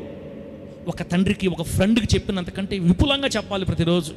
ఎప్పటికప్పుడు నిన్ను కడిగేసుకుంటూ ఉంటే ఆయన రక్తం నిన్ను శుభ్రం చేసి రేపు మరణించిన తర్వాత ఇక తీర్పులో నువ్వు నిలబడాల్సిన అవసరమే ఉండదు. ఎందుకంటే నువ్వు ఇక్కడ ఒప్పేసుకున్నావు కాబట్టి, ఆల్రెడీ నీ ప్రభు దగ్గర చెప్పేసి కడిగేసుకున్నావు కాబట్టి ఇక కోట్ల మంది పరిశుద్ధుల మధ్యలో సీక్రెట్లు తీసే పనే ఉండదు. ఇక్కడ నువ్వు పేర పెట్టుకున్నావా వివేక, మీరమ్మా పేర పెట్టుకున్నావు అనుకో మనం, కానీ రేపు మొత్తం తీస్తాడు బయటికి, చెట్ట తీసి నువ్వు ఇక్కడ ఏదైతే దేవుని క్షమాపణ అడగలేదో, ఏదైతే నువ్వు ఇప్పుడు కోట్ల మంది మధ్యలో మనల్ని అడగటం మేలా, 4 గోడల మధ్యలో కన్నీళ్ళతో ఒప్పేసుకోవటం మేలా? అందుకే ప్రభు చెప్పాడు కదా, మిమ్మల్ని మీరు పరీక్షించుకోండి, విమర్శించుకోండి, మీకు మీరే తీర్పు తీర్చుకోండి, అప్పుడు మీకు తీర్పు తీర్చబడదు. ఇది భూలోకంలో జరుగుతూ ఉండాల్సిన 2వ తీర్పు. ఈ తీర్పుని ఏమని రాసుకున్నాం? నమ్మిన వారి స్వతీర్పు. ఈ వాక్యం అయిపోయిన తర్వాత ఈ స్వతీర్పు చేసుకొనే మనం చేతులు వేయాలి. బైబిల్ గ్రంథం మనం యేసయ్య రక్తంలో, శరీరంలో చేతులు వేయాలి. అంటే అన్నా మీరు చెప్పింది నాకు ఎట్ట అర్థమైందంటే, చేసే పాపాలు చేస్తూ ఉండొచ్చు, కడుక్కుంటా ఉండొచ్చు, ఈ ఆప్షన్ ఉందేమో అనిపిస్తుంది మీ మాటలు వింటుంటే. ఉందా ఉందా ఉందా అన్నాడు. చూస్తున్నాను అసలు ఉందిలే కానీ ఉందిలే కానీ కానీలో ఉంది గూని. మా రూతవంతలు డల్లుగా ఉంది. కానీలో ఉంది గూని. ఏం గూని చెప్తాను అమ్మా, మీకు ఇంకా అర్థమయ్యేదానికి మీకు చెప్పాలి ఈ మాట. నేను ప్రభు దగ్గర తీర్మానం చేసుకొని వచ్చా. ఒక్కసారి మనము యేసు రక్తంలో కడగబడి, యేసే మన దేవుడని నమ్మి విశ్వసించి హృదయపూర్వకంగా ఆయన గుండెల్లో చేర్చుకొని, ఆయన రక్తంలో కడగబడి బాప్తిస్మం ద్వారా మన పాపములు కొట్టివేయించుకొని యేసును నమ్మిన వారి జాబితాలో చేరటం వలన ఇక మనకి నరకం అనేది లేదు. ఆమేనండి. యేసునందున్న వారికి ఏ శిక్షా విధి చెప్పాలా? ఏ శిక్షా విధి లేదు. యేసయ్య మరణం, యేసయ్య శిలువ మరణం మనల్ని ఉగ్రత నుండి తప్పించేసింది. దేవుడికి స్తోత్రం కలుగును గాక. Once you are step into the Christ, ఒక్కసారి నువ్వు యేసులో అడుగు పెడితే ఇక నీకు నరకమే లేదు. అమ్మా ఇప్పుడు దాకా టీవీలు చూసి నరకానికి పోతా అనుకున్నాను ఆయన. అబ్బా ఏముంది ఈ మాట, అబ్బాబాబా ఎంత సంతోషంగా ఉంది పాస్టర్. ఇంకొకసారి నీ నోటితో చెప్తా. నువ్వు యేసులో అడుగుపెట్టి యేసు రక్తంలో కడగబడి నువ్వు ఆయన రక్తంలో చేతులు వేస్తా క్రైస్తవుడుగా చలామణై విగ్రహారాధనని, భయంకరత్వాన్ని వదిలిపెట్టి విసర్జించి యేసే దేవుడిని నమ్ముకొని ఆయన రక్తంలో కడగబడ్డావు కాబట్టి క్రీస్తు నందున్న వారికి ఏ శిక్షా విధి లేదు. కానీ క్రైస్తవులైన వాళ్ళు ఎవరు నరకానికి పోతారంటే పేరుకే క్రైస్తవులుగా ఉండి యేసయ్య రక్తాన్ని వాడుకోకుండా, ఆమేనండి, దేన్ని వాడుకోకుండా మన పాపములకు విరుగుడుగా, మన పాపములకు పెనాల్టీగా ప్రభు ధారపోసిన నిష్కల్మషమైన నిర్దోషమైన గొర్రెపిల్ల వంటి క్రీస్తు రక్తాన్ని మనం వాడుకోకుండా ఎప్పుడు వాడుకోవాలి? ప్రతి రాత్రి మంచం దగ్గర వాడుకోవాలి. అయ్యా ఇదిగో చేసి తెలియకో చేశా, నన్ను కడుగని ఆయన రక్తాన్ని నువ్వు వాడుకోకుండా నిర్లక్ష్యం చేసి దేవుడు నీకు అనుగ్రహించిన రక్షణను పోగొట్టుకొని మరలా పాత కార్యాల్లోకి వెళ్ళిపోయి, మరలా చీకట్లోకి వెళ్ళిపోయి, మరలా దుర్వ్యసనాల్లోకి వెళ్ళిపోయి, మందిరాలకు రాకుండా, క్రమంగా ఉండకుండా ప్రభుని విసర్జించి లోకంలో కలిసిపోయి పేరుకే క్రైస్తవుడిగా జీవితం అంతా లోకమయమైపోయి మరణం వరకు ఆయన రక్తాన్ని నువ్వు వాడుకోకుండా రక్తానికి దూరం అయిపోయి ఆయన రక్షణని నిర్లక్ష్యం చేసి నువ్వు దూరంగా వెళ్ళి లోకంలో కలిసిపోతే తప్ప అప్పుడప్పుడు దేవుని మందిరాలకు వస్తా, పాపం చేసినప్పుడు కన్నీళ్ళు పెట్టి ఏడ్చి గోజాడి ప్రభు దగ్గర క్షమాపణ పొంది ఇటటోళ్ళందరినీ బైబిల్ ఏం చెప్తుంది తెలుసా? ఇటటోళ్ళందరినీ అంటే పడతా లేస్తా ఏడ్చుకుంటా కడుక్కుంటా అనేది మళ్ళాబడి ఇటటోళ్ళ బైబిల్ ఏం చెప్తుందంటే అగ్నిలో నుండి లాగినట్టు కొందరు లాగబడతారంట. ఆమె చెప్పండి గట్టిగా. అగ్నిలో నుండి లాగినట్టు కొందరు రక్షించబడతారు లాస్ట్లో. వీళ్ళే అంటే వాళ్ళు పడినా లేచినా యేసు రక్తంలో కడగబడిపోతున్నారు కాబట్టి ఎప్పటికప్పటికి ఉపయోగించుకుంటున్నారు కాబట్టి ఆయన రక్తంలో కడగబడిన వాళ్ళకి అంత అన్యాయమైన శిక్షలు ఆయన వేయడమ్మా. What a wonderful lovable God, ఎంత అద్భుతమైన ప్రేమగల దేవుడు. అందుకే ఆయన ప్రేమని నువ్వు కాలుతో తన్నుకోకుండా, అట్లాగని ఊరకే పాపంలో పడకుండా, అట్లాగని ఊరకే నువ్వు జారిపోకుండా నిలబడగలిగితే నీకు ఎన్ని బహుమానాల్లో. ఇప్పుడు దేవుని వాక్య ఫలితం ఏంటంటే యేసు రక్తములో కడగబడి యేసును దేవుని అంగీకరించి ఒక్కసారి పాపములు విడిచిపెట్టి క్షమాపణ పొంది క్రీస్తు రక్తం ముద్ర వేయించుకున్న వాళ్ళందరూ నిశ్చయంగా పరలోకానికే చేరుకుంటారు. ఆమేనండి.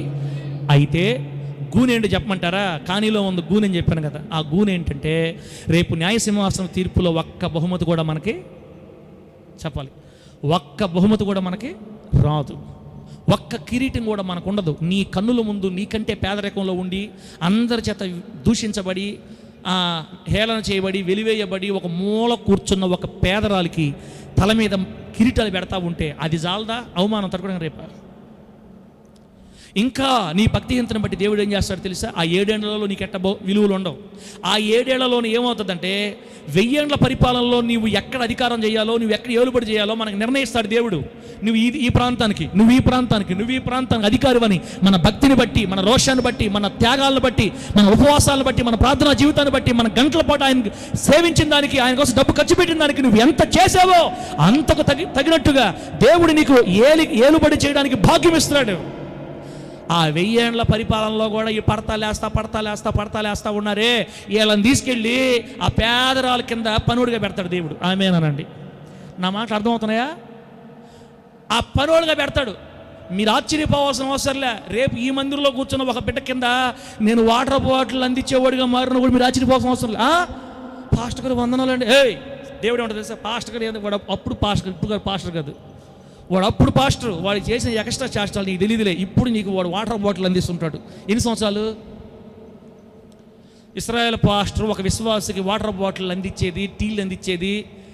అలా పుస్తకం దే, ఈ పుస్తకం దే, ఆడకపోయేసిరా, వీళ్ళని పిలిచేసిరా అని చెప్తుంటారు. అటెండర్లని, ఆఫీసులో అటెండర్లు తెలుసా? ఈ మా బిడ్డలు నవ్వుతుంటారు, ఇశ్రాయేల్ పాస్టర్ అటెండర్ అయితే మేమేమవుతామని. అంటే మనం అటెండర్లు అవుతామని కాదులే, నేను చెప్తున్నాను మీకు. అటెండర్ లాగా చేసేస్తాడు. 2 సంవత్సరాలు అయితే కష్టపడవచ్చు. మన దగ్గర వాక్యం విన్న ఒక విశ్వాసి కింద అటెండర్గా 1000 సంవత్సరాలు పనిచేస్తే చాలదా? ఆ శాపం, ఆ దరిద్రత, ఆ వేదన, ఆ కన్నీళ్ళ. ఈరోజు దేవుని మందిరాలకు వస్తా పేరుకు మాత్రమే క్రైస్తవులుగా చలామణి గంట సేపు కూర్చొని దేవుని మాటలు వెళ్ళిపోతున్న నీవు కూడా రేపు నీ కళ్ళ ముందు నువ్వు అవహేళన చేసి ప్రక్కన పడేసి వాళ్ళు తక్కువ క్యాస్ట్ వాళ్ళు తక్కువ అన్నవే, వాళ్ళ దగ్గరే నువ్వు అటెండర్గా పనిచేయాలా? ఎన్ని సంవత్సరాలు? 1000 ఏళ్ళు.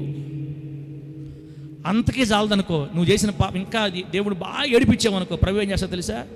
1000 ఏళ్ళ పరలోకం తీసుకెళ్తాడు. ఆ పరలోకంలో కూడా 2 గ్రూపులు ఉంటాయి, అల్పులు, ఘనులు. ఆమేనండి. పరలోకంలో ఎన్ని గ్రూపులు ఉంటారు? 2 గ్రూపులు, అల్పులు, ఘనులు. గనుల్లో పెట్టండి, నిన్ను గనులలో ఉంచడు, అల్పులలో పెడతాడు. కీతాగా ఉన్న వాళ్ళలో పడేస్తాడు, ఎక్కడో ఒక మూల పడేసి ఇది చాలు మన జీవితానికి. 70 సంవత్సరాల జీవితం కొరకు, 70 సంవత్సరాల సుఖం కొరకు నువ్వు చూసుకున్నావు, కోట్ల సంవత్సరాలు వేసేస్తాడు దేవుడు మనకు అక్కడ. కాబట్టి ఇట్లా అయినా ఆయన శిక్షించి, ఇట్లాగైనా ఆయన మనకి తీర్పు తీర్చి ఆయన దగ్గర తీసుకెళ్ళిపోతాడు. కానీ నరకంలో మాత్రం మనల్ని పంపడు. ఆయన కఠినుడైన దేవుడు కాదు, ప్రేమ గల దేవుడు. ఆమేనన్న గట్టిగా. అందుకే ఆయన ప్రేమ మరణము కంటే బలమైందని చెప్తున్న వాక్యం. ఆయన ప్రేమ మరణం కంటే బలమైంది. కాబట్టి 1000 ఏళ్ల పరిపాలనలో నువ్వు ఒక లీడర్గా ఉండాలంటే ఇక్కడే భక్తి చేయి.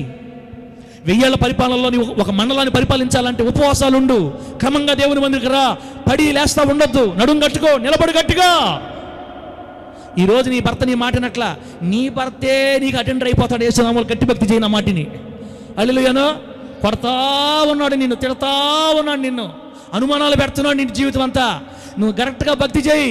1000 ఏళ్ళు నీకు అటెండర్గా బతకాల మనిషి. ఈ 1000 ఏళ్ళు ఏమంటాడో తెలుసా? అమ్మాయి ఇశ్రాయేల్ పాస్టర్ ఒకరోజు వాక్యం చెప్పి నాకు గుర్తుంది. నేను నవ్వుకున్న లోపల మెంటల్ మాటలు చెప్తాను అనుకున్నా. ఇంత కరెక్ట్గా నెరవేరుద్దని నాకు తెలియదమ్మా. అప్పుడా నీ భార్య దగ్గరే నువ్వు గ్లాసులను తీసుకుంటూ కూర్చోవాలా, నీ భార్య పంపిస్తే పోవాలా, మీ అత్త పంపిస్తే పోవాలా, మీ మామ పంపిస్తే పోవాలా. ఇశ్రాయేల్ పాస్టర్ ఇప్పుడు కాదు, తెల్ల జట్టు వేసుకుని కుర్చీలో కూర్చుని అల్లెలూయా స్తోత్రం చప్పకొట్టడే అంటానికి తేడా జరిగిందంటే మీలో ఎవరో ఒకరికి నేను టీ పోసుకుంటా ఉండాలి 1000 సంవత్సరాలు. నా మాటలు అర్థమైతే గట్టిగా హల్లెలూయా అని చెప్పండి. ఇదంత మాత్రం అబద్ధం కాదక్క, ఇది జరగబోయే వాస్తవం. పరలోకంలో అల్పులు, గనులు ఉన్నారు. నువ్వు గనుల జాబితాలోకి వెళ్ళాలంటే ఈ భూలోకంలో రోషంతో కూడిన భక్తి చేయాలి. భూలోకంలో రాజీ పడే భక్తి చేయకూడదు, లోకంతో రాజీ పడకూడదు, పాపంతో రాజీ పడకూడదు. నిలబడాలి, తాను నిలుచున్నానని తలంచుకునేవాడు పడకుండానట్లు జాగ్రత్తగా చూసుకోమని చెప్తుంది వాక్యం. పడిపోతే మొత్తానికి ఇచ్చేస్తాడు దేవుడు. కొంతమంది చెప్తుంటారు జీవితం ఎవరికి ఇవ్వాల్సిన వాళ్ళకి ఇచ్చేస్తుందంట అని చెప్తుంటారు. ఎవరికి నేర్పించాల్సిన వాళ్ళకి నేర్పించేస్తుంటుంది జీవితం, ఎవరిని వదలదని. జీవితమే వదలకపోతే పరలోకం కూడా వదలదు. నేను ఎవరికి ఇవ్వాల్సిన వాళ్ళకి ఇచ్చేస్తుంది. ఒకవేళ మీరు పాస్టర్ గారు భూలోకంలోనే టీలు మోసుకుంటుండా పరలోకంలో పెద్ద ఏముంది ఈ జాబే ఆడ వస్తుంది అనుకుంటే అదే జాబ్ ఇంకా ఘోరంగా చేస్తాడు. నీకు నీ ఇష్టం. ఇక నా నోటితో చెప్పకూడని పనులు మీకు చేస్తాడు. 1000 సంవత్సరాలు మీరు పరిశుద్ధుల ఇళ్లల్లోకి పోయి బాత్రూమ్ కడగతా ఉండాలా. ఘోరంగా మాట్లాడబాక పాస్టర్. ఇట్లాంటి పనులు చేపిస్తాడు మా చేత దేవుడా. ఇట్లాంటి పనులు చేపిస్తాడు. బాత్రూమ్లు కడిగించడం, కడిగకుండా ఏం చేస్తాడు అనుకుంటున్నావు? ఆదివారం చర్చికి వచ్చి సోమవారం వచ్చి సీరియల్ చూసుకుని నీ ముఖానికి నువ్వు బాత్రూమ్లో కడగాలి 1000 సంవత్సరాలు. మామూలుగా కూడా నీ పని. కడిగిస్తే పర్వాలే, దిగు ఎత్తు దిగు లోపలికి దిగు అన్నారంటే నాకు సంబంధంలే, నాకు తెలియదమ్మా. నేను ఉన్నదని చెప్పేస్తున్నా. రాత్రి కల్లో చూసొచ్చి మీకు ఇప్పుడు చెప్తున్నా నేను. ఆమేనా? గట్టిగా చెప్పండి హల్లెలూయా. చెప్పండి గట్టిగా హల్లెలూయా. ఇట్లాంటి వాక్యాలు చెప్తే కదా సార్ మరేదే అసలు భయం వస్తుంది కదా సార్. ఇక్కడ వాక్యాలు చెప్తే భయపడ్డావు కదా, ఇప్పుడు ప్రభుత్వ జాగ్రత్త తీర్మానం చేసుకో. ఈరోజు ఎవరైనా రోడ్లో వేస్తుంటే అట వాడటం కాదు, నిన్ను దించుతాడు రేపు నీ ఇష్టం, చేయాల్సి వస్తుంది. ఆ రోజు భూమి మీద బ్రతుకున్న ప్రజలందరికీ చేయాల్సి వస్తుంది, పరిశుద్ధులకు చేయాల్సి వస్తుంది. బిడ్డలారా, ఈ భూమి మీద బతుకున్నప్పుడు మనం ఏ రోజుకి ఆ రోజు తీర్పు చేసుకోకపోతే తీర్పు ఫలితం అని రాసుకోండి బిడ్డలారా. తీర్పు ఫలితం అని రాసుకోండి. ముగిద్దాం. తీర్పు ఫలితం అని రాసుకోండి. ఈ తీర్పు ఫలితం ఏంటంటే బలహీనత, రోగము, అకాల మరణాలు రాకుండా తప్పించబడాలంటే ఈ భూమి మీద బతుకున్నంతకాలం మనం ఏ రోజుకి ఆ రోజు తీర్పు చేసుకుంటా ఉండాలా. ఆమె చెప్పండి గట్టిగా. ఇంతవరకు నేను చెప్పింది మీకు పరలోకం జరగబోయే సంగతి. హలో, ఈరోజు దేవుడు మనకి ఏం నేర్పిస్తున్నాడంటే భూమి మీద బతుకున్నప్పుడు కూడా మనకు ఇబ్బందే. ఏ రోజుకి ఆ రోజు మనం ప్రభు దగ్గర మనం తీర్పు చేసుకొని స్వపరీక్ష చేసుకోకపోతే, స్వతీర్పు చేసుకోకపోతే, మనల్ని మనం విమర్శించుకోకపోతే ఒక్కొక్కసారి బలహీనత వచ్చి మన మీద పడిపోతాయి. అంటే బాగుంటామా, వచ్చేస్తుంది మలేరియా, వచ్చేస్తుంది టైఫాయిడ్, వచ్చేస్తుంది డెంగ్యూ, వచ్చేస్తుంది ఇంకొకటి, వచ్చేస్తుంది. బలహీనత వచ్చి పడిపోతాయి, నీరసమైపోతాం. వేలు హాస్పిటల్ ఖర్చు పెడుతున్నా ఏంటో తెలియదు. బలహీనతలు వస్తున్నా కళ్ళు తెరుచుకోకుండా ఇంకా అట్టే పోతున్నాం అనుకో, ఒక్కొక్కసారి రోగాలు వస్తాయి, భయంకర రోగాలు వచ్చేస్తాయి. ఇదంతా ఎందుకు వస్తున్నాయి తెలుసా? నువ్వు ఏ రోజుకి ఆ రోజు దేవుని దగ్గర తీర్పు చేసుకొని కడుక్కోకపోవటం వల్లనే ఆర్థికంగా బలహీనలు అయిపోతాం. ఎంత సంపాదిస్తున్నా చిల్లి సంచి అయిపోద్ది పరిస్థితి. బిడ్డ, రోగాలు వచ్చేస్తాయి. అప్పటికి నువ్వు మాట లేదనుకో, కొందరు, అందరు కాదు కానీ కొందరు చనిపోయిన వాళ్ళు కూడా ఉన్నారని రాయబడిన కొరింథీ పత్రికలో. ఏ రోజుకు ఆ రోజు మనం స్వపరీక్ష చేసుకొని ప్రభు దగ్గర కడుక్కోకుండా పేర పెట్టుకోవటం వల్ల ఒక్కసారిగా కాలం కంటే ముందుగానే చనిపోయిన వాళ్ళు కూడా బైబిల్లో ఉన్నారు. కాలం కంటే ముందుగా చచ్చిపోతారండి. పాపాన్ని కూడగట్టుకొని పేర పెట్టుకొని దేవుడి దగ్గర క్షమాపణ అడగకుండా. చూసారా, అవసరం అక్క మనకి బాధలు. అందుకే ఏ రోజుకు ఆ రోజు దేవుని దగ్గర మనం క్షమాపణ అడగాలి. ఏ రోజుకు ఆ రోజు యేసు రక్తంలో కడగబడాలి. ఏ రోజుకు ఆ రోజు మనం పరిశుభ్రపరచబడాలి. మన మంచం దగ్గర, పడక దగ్గర మోకాళ్ళలోంచి అన్నీ అడిగి కడుక్కొని ఆయనకి మనకు సమాధానం కలిగిన తర్వాత అప్పుడు పడుకోవాలి. దినాన్ని యేసుతో ప్రారంభించి దినాన్ని యేసైతో ముగించాలి. ఇది కదా క్రైస్తవ జీవితం అంటే. అర్థమైతే గట్టిగా హల్లెలూయా అని చెప్పండి. అర్థమైతే గట్టిగా హల్లెలూయా అని చెప్పండి. హల్లెలూయా. బిడ్డలారా, మొత్తం 7 తీర్పులు కదా. ఈ వారం 3 చెప్తాను, వచ్చే వారం 4 మాట్లాడుకుందాం. టైం అయిపోయింది. మరలా మనం ముత్తుకుని వెళ్ళాలి. లాస్ట్ తీర్పు చెప్పే ముందు చిన్న పల్లవ పాడతా. మీరు ఏమైనా అనుకోండి, చిన్న పల్లవ పాడదాం. ప్రభు నామానికే మహిమ కలుగును గాక. ఏ పాట పాడదాం? మమ్మల్ని అడిగితే అన్నాడు. చూస్తున్నారు మీరు, తేజో మండల.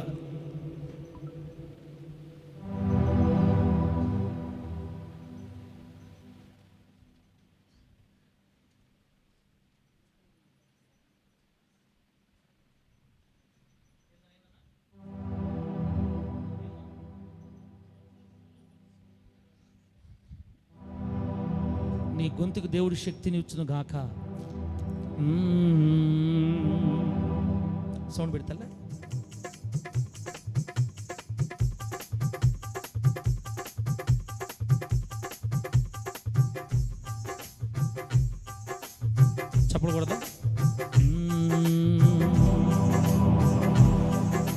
సౌండ్ పెడతాలి, ఫోన్ సౌండ్ పెట్టి గట్టిగా.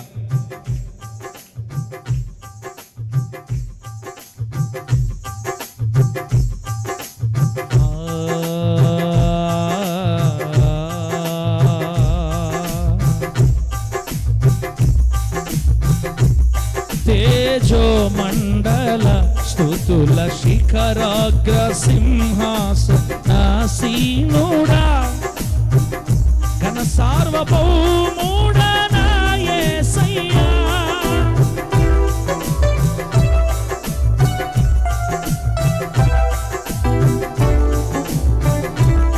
తేజో మండల స్తుతుల శిఖరాగ్ర సింహాసనాసీనుడా, చప్పుడు కొట్టాలి.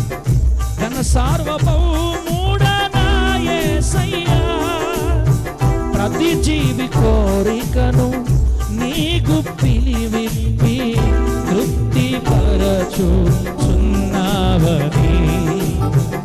కరతాళ ధ్వనులతో సంగీతనాదముతో సదాకాలము సల్లుతిల్చేదా.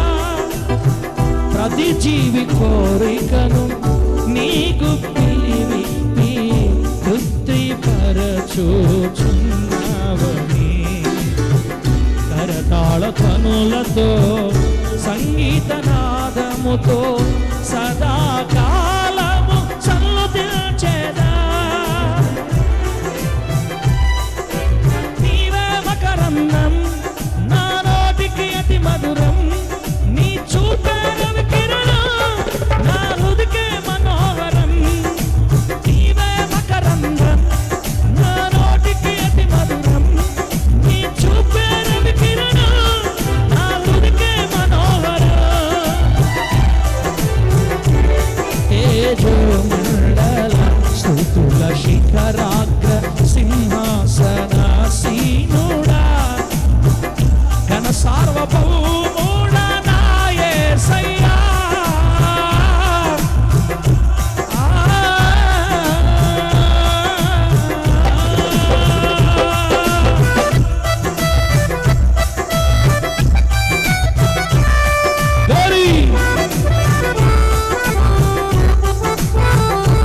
జాగ్రత్తగా ఉండాలా.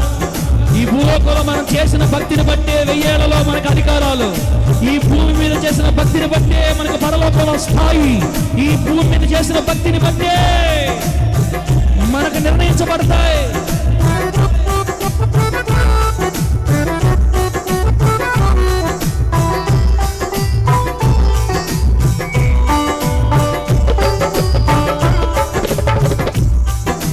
నీవు నా పక్షమై ఉన్నావని తెలిసేనే ఈ సస్యఫల సమృద్ధితో, చిమ్మ చీకటే నాకు వెలుగాయనే, నేను నీ పక్షమైనందుకే.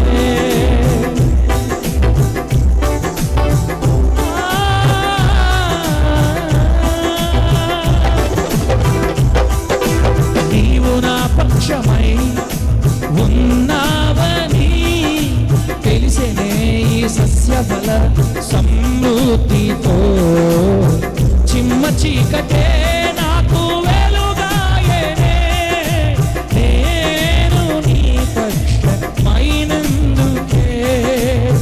1000 తరముల వరకు కృప చూపువాడవని, నమ్మదగిన దేవుడవనుచు సతతము ప్రకటించెదా. 1000 తరముల వరకు కృప చూపువాడవని, నమ్మదగిన దేవుడవనుచు సతతము ప్రకటించెదా. సమస్త జనముల కంటే హెచ్చించువాడవని నిన్ను పూజించి కొలిచి ఆరాధించెదా. సమస్త జనముల కంటే హెచ్చించువాడవని నిన్ను పూజించి కొలిచి ఆరాధించెదా. నీవే మకరందం నా నోటికి అతి మధురం, నీ చూపే రవి కిరణం నా హృదికే మనోహరం. నీవే మకరందం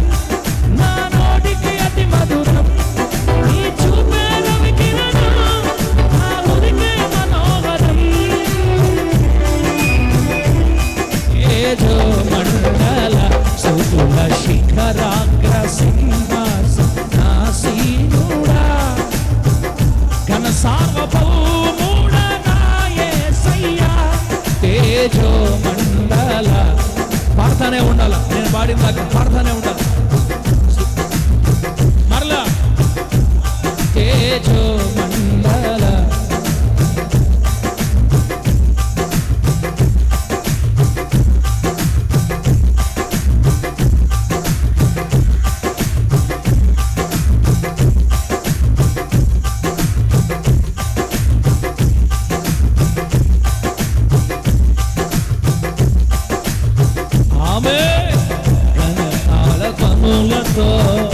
సంగీత నాదముతో సదాకాలము సన్నుతించెదా. ప్రతి జీవి కోరికను నీకు పిలివిప్పి తృప్తి పరచుచున్నావని కరతాళ ధ్వనులతో సంగీత నాదముతో సదాకాలము సన్నుతించెదా. నీవే ఆనందం నా నోటికి అతి మధురం, నీ చూపే రవి కిరణం నా హృదికే మనోహరం. నీవే మకరందం నా నోటికి అతి మధురం, నీ చూపే రవి కిరణం. తేజో మండల తేజో మండల తేజో మండల స్తుతుల శిఖరాగ్ర సింహాసనాసీనుడా. హల్లెలూయా. ప్రభు నామానికి మహిమ కలుగును గాక. చెప్పండి గట్టిగా హల్లెలూయా. బిడ్డలారా 10 నిమిషాల్లో లేదా 5 నిమిషాల్లో ప్రార్థన చేసుకొని దేవుని శరీరంలో దేవుని రక్తంలో చేతులు వేద్దాం. ఇప్పుడు 2 తీర్పులు పూర్తయ్యాయి. చెప్పండి అన్న. మొదటి తీర్పు ఏంది? బైబిల్ గ్రంథంలో రాయబడిన 7 తీర్పులు. కొన్ని జరిగిపోయాయి, కొన్ని జరగాలి. మొట్టమొదటి తీర్పు జరిగిపోయింది, అది సిలువలో యేసయ్య తీర్పు. రెండవ తీర్పు జరుగుతూ ఉండాలి మరణం దాకా. యేసయ్య వచ్చే వరకు జరుగుతూ ఉంటుంది. ప్రతిరోజు ప్రతి గడియ గుండెల్లో హృదయంలో ప్రభు సన్నిధిలో ఎవరికి వారు నమ్మిన వారికి జరిగే స్వతీర్పు. నమ్మిన వారి స్వతీర్పిది. ఇదొక్కటి జాగ్రత్త గుర్తుపెట్టగలిగితే ఈ భూలోకంలో నీకు బలహీనతలు ఉండవు, రోగాలు రావు, అకాల మరణాలు రావు. రేపు పరలోకం వెళ్ళిన తర్వాత నీ స్థాయి తగ్గించబడకుండా గనులలో చేరతావు. కాబట్టి ఈ భూలోకంలో మనకిష్టం వచ్చినట్టు భక్తి చేసుకుంటే నష్టం మనకే. బిడ్డ తన ప్రాణాన్ని పెట్టి నిన్ను కొన్నాడు కాబట్టి నేను మరలా అగ్ని గంధకాల్లోకి వెళ్ళనివ్వడు. కానీ అగ్ని గంధకాలలో వెళ్ళనివ్వకపోయినా నువ్వు చేసిన దానికి దిగులు పడేటట్టుగా మాత్రం ఖచ్చితంగా అనుమతిస్తాడు. కాబట్టి జాగ్రత్త పడాలి. మూడోది, ఈ రోజుకి మూడోది లాస్ట్ తీర్పు. మూడో తీర్పు 2 కొరింథీ పత్రిక 5వ అధ్యాయం 10వ వచనం ప్రకారం నమ్మిన వారికి జరిగే తీర్పు. ఇందాకేమో స్వతీర్పు, ఇప్పుడు దేవుడు తీర్చే తీర్పు అన్నమాట నమ్మిన వారికి. ఈ నమ్మిన వారికి జరిగే ఈ మూడో తీర్పునే న్యాయసింహాసనపు తీర్పు అంటాం. ఆల్రెడీ మనం 3 తీర్పుల గురించి చెప్పుకున్నాం ప్రారంభంలోనే. ఒకటి న్యాయసింహాసనపు తీర్పు, రెండోది మహిమగల సింహాసనపు తీర్పు, మూడోది ధవళ సింహాసనపు తీర్పు. స్టార్టింగ్లో చెప్పుకున్నాం. ఈ న్యాయసింహాసన తీర్పు వచ్చి ఎత్తబడిన పరిశుద్ధులకి మధ్యాకాశంలో జరిగే తీర్పు. ఎత్తబడిన పరిశుద్ధులకి మధ్యాకాశంలో జరిగే తీర్పు. మహిమగల సింహాసనం తీర్పేమో యెహోషాపాతు లోయలో అన్ని జనులకు జరుగుతుంది. సీనాయి పర్వతం మీదేమో యూదులకు జరుగుతుంది. యూదులకి అన్ని జనులకు జరిగే తీర్పు మహిమగల సింహాసనం తీర్పు. ధవళ సింహాసనం తీర్పు ఇది కూడా మనం చూసుకుంటాం. దీంట్లోనే అంత్య తీర్పు అంటారు దీన్ని. దీని తర్వాత ఇంకా తీర్పులు ఉండవు. ఇది ఆదాము మొదలుకొని కడమ మృతులలో పాపులైన వారికి జరిగే తీర్పు. ఈ తీర్పు ఫలితం నరకం, అగ్నిగుండమే, ఇక వేరేది లేదు. బిడ్డలారా, ఈ 3 తీర్పుల గురించి మనం ప్రారంభంలో విన్నాం. ఈ 3వ తీర్పు ఈరోజు మనం మాట్లాడుకుంటున్న నమ్మిన వారికి జరిగే తీర్పే న్యాయసింహాసనం తీర్పు. బిడ్డలారా, త్వరలో యేసు ప్రభు వారు రాబోతున్నారు. ఆయన మధ్యాకాశానికి వచ్చి బూర, దేవదూతలు బూరలు ఊదగానే ఆ స్వరాన్ని విన్న వారందరూ ఈ క్రీస్తు నందుండి మృతులైన వారు సమాధుల్లో నుంచి మొదట లేచి మేఘమండలం మీద ప్రభు దగ్గర వెళ్ళిపోతూ ఉండగా ఆ కాలములో బ్రతికి ఉన్న పరిశుద్ధులు కూడా రెపపాటులో మార్పు నొంది వారితో పాటు ఏకముగా కలిసి మధ్యాకాశానికి కొనుక్కోబడతారు. దీనినే ర్యాప్చర్, ఎత్తబడటం, సంఘం ఎత్తబడటం అంటారండి. మనకు తెలుసు. ఈ మూడో తీర్పు జరిగే స్థలం, ఈ తీర్పు ఎక్కడ జరగద్దంటే మధ్యాకాశంలో. న్యాయ సింహాసనం వేసుకుంటాడు దేవుడు. ఆ సింహాసనం మీద కూర్చున్న దేవుని ముందు చెప్పాను కదా, 4 గదుల 4 గోడల మధ్యలో ఒప్పుకుంటే రేపు ప్రభు దగ్గర ఒప్పుకోవాల్సిన అవసరం లే. ఒప్పుకోకపోతే అన్ని లెక్కలేక వస్తాయి. అది ఆ తీర్పే. ఇది బిడ్డలారా, తీర్పు జరిగే స్థలం మధ్యాకాశంలో, న్యాయసింహాసనం వద్ద. తీర్పు జరిగే సమయం మొదటి పునరుద్ధానం తర్వాత. మొదటి పునరుద్ధానం అంటే పోయిన వారం చెప్పాను, ర్యాప్చర్స్ అని. అవి ఎత్తబట్టాలు. ఇది పునరుద్ధానం. పునరుద్ధానం అంటే సమాధుల్లోంచి లేవడం. మొదటి పునరుద్ధానం అంటే ఏంటి? క్రీస్తునందున్న మృతులు మొట్టమొదటి సమాధుల్లోంచి బయటకు వస్తారు. వారితో పాటు బ్రతికున్న వాళ్ళు మార్పును వెళ్తారు. ఈ సమాధుల్లోంచి బయట రావడమే మొదటి పునరుద్ధానం. ఈ మొదటి పునరుద్ధానం జరిగిన తర్వాత 7 ఏళ్ల శ్రమలు భూమి మీద జరుగుతూ ఉంటే, ఈ 7 ఏళ్ల శ్రమల కాలంలో మధ్యాకాశంలో ఈ తీర్పు జరుగుతుంది. ఇది తీర్పు జరిగే సమయం. వెళ్ళరా, ఈ తీర్పు యొక్క ఫలితం ఏంటంటే, ఈ మూడవ నమ్మిన వారికి జరిగే తీర్పులో ఫలితం ఏంటంటే, సంఘము ఎదుట, కోట్ల మంది పరిశుద్ధుల ఎదుట, కోట్ల మంది పరిశుద్ధుల ఎదుట దేవుడు మనకు బహుమానాలు ఇస్తాడు, జీతాలు ఇస్తాడు, మహిమను ఘనతను కలుగు చేస్తాడు, కిరీటాలు పెడతాడు, మెచ్చుకుంటాడు మనల్ని కోట్ల మంది పరిశుద్ధుల మధ్య. ఇది 7 ఏళ్ళు పాటు జరుగుతుంది మధ్యాకాశంలో. బిడ్డ, నీకు ఇష్టం వచ్చినట్టు నువ్వు ఇక్కడ భక్తి చేస్తున్నావు. కనీసం దేవుడు ఇప్పుడు నేను మెచ్చుకుంటాడా? నీ పేరు పిలుస్తాడా? దేవదూతలు గ్రంథాలు ఇప్పుతారు.